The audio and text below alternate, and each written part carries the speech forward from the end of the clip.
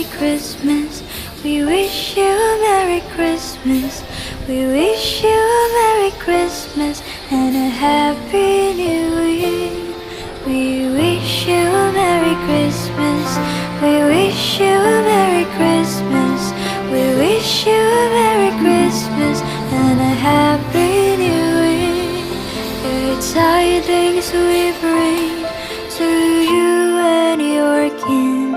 We wish you a Merry Christmas and a Happy New Year. Ganda. Ganda, ganda ng pagka-design ng Christmas decor nila dito sa Embarcadero. Tara.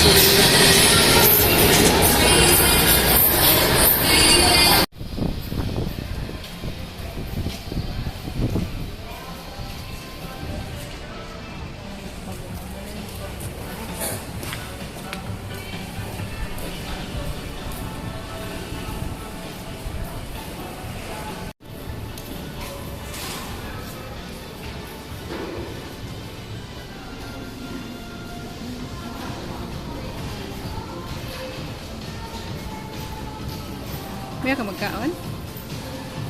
Ha? Pansit? Ha? Mabalon kita?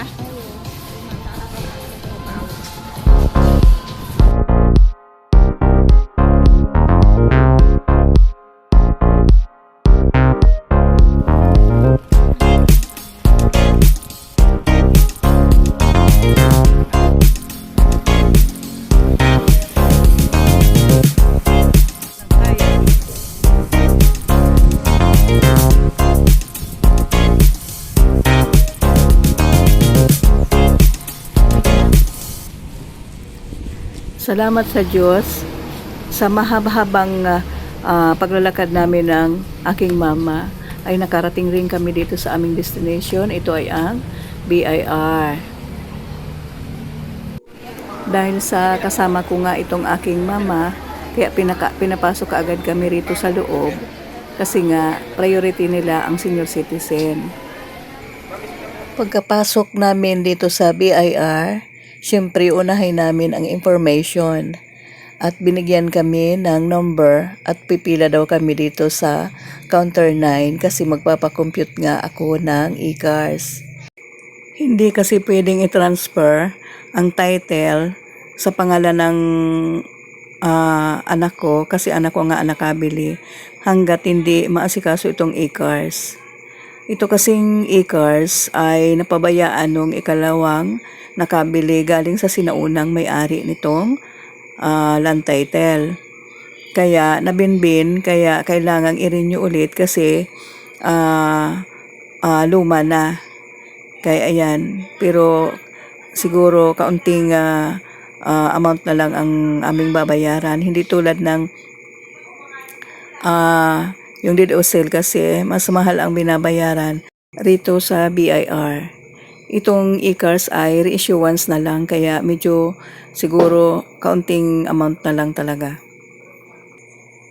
Sa mahabang pipila ay nakarating rin ako at natawag din ang aking number sa window 9 at nireceive nila ang aking mga papers. Nang ma-receive ng window 9 ang aking mga papers at mabusising tiningnan lahat ang aking mga papers at kumpleto na lahat. Lahat ng mga documents na hinihingi nila ay nandun na lahat. Kaya inaasahan ko na sa pagbalik namin kasi ang sabi pagkatapos ng tanghalian daw ay magbalik kasi after lunch daw i-release yung certificate. Kaya pinabayad na ako sa cashier ng para sa certificate. Pagkatapos naming mag-lunch ng mama ko ay nagbalik agad kami sa loob ng BIR at doon na kami naghintay. Maghintay daw sa window 13 kasi doon daw tatawagin ang pangalan ko kasi ako nga nag-request ng cert at doon daw ang release ng certification sa window 13. Kaya naghintay kami ng mama ko. Hindi nakatagal yung mama ko. Sabi ng mama ko, lumapit ka na kaya at tanungin mo kung kumusta na yung pinapagawa mo. Ayan. Yun nga, ang ginawa ko, lumapit din ako doon at nagtanong ako. Saka ko lang nalaman na meron na naman daw problema yung aking dalang papers. Yung kasing pinagawa na tinumber ng sinaunang may-ari, ay yun ang always na invalid dito sa BIR kasi always piki. Sabi ko, ano ba naman, nakailang balik na ako. Napunta na ako dito sa bagong opisina ng BIR. Ang ganda-ganda, ang lawak-lawak at ang linis-linis. Ang akala ko kako, suswerte na ako rito. Nako, nakailang balik na ako doon sa lumang opisina nila, sa dati pa.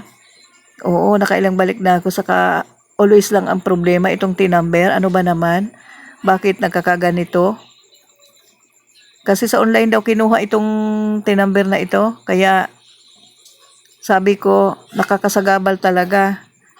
Huwag naman ganyan. Kung sino man itong agent nito ng BIR na gumagawa ng ay sana naman wag nyo na itong gawin sa iba. Kasi nakakasagabal naman talaga.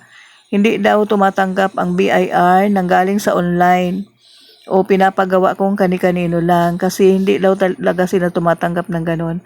Kasi ang tinumber daw, ang nagre-release lang daw niyan ay mismong ang opisina nila.